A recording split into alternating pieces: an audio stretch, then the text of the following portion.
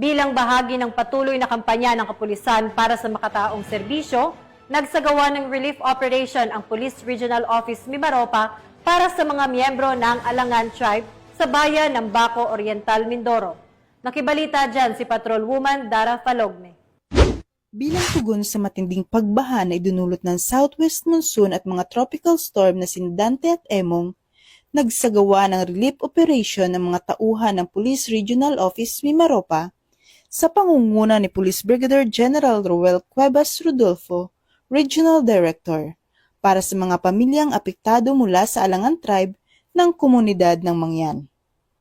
Ang nasabing aktibidad ay isinagawa sa Sitio Sungi, Barangay Tagumpay, Baco Oriental, Mindoro, kung saan nagsagawa ng feeding program at pamamahagi ng food packs ang mga tauhan ng ARCAD, RMFB Mimaropa at iba pang sangay ng kapulisan.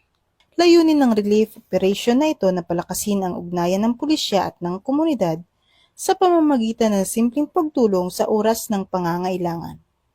Ayon sa pamunuan ng Police Regional Office Mimaropa, ang ganitong aktibidad ay hindi lamang pagbibigay ng tulong, kundi isa ring hakbang upang mapalalim ang tiwala at suporta ng mamamayan sa kapulisan bilang tagapagtaguyod ng kapayapaan at kaayusan sa rehiyon.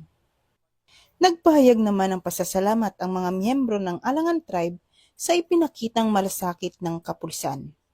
Patuloy ang panawagan ng PNP Mimaropa sa publiko na makiisa at magtulungan upang mas mapatatag ang samahan at pagtutulungan ng komunidad at ng kapulisan.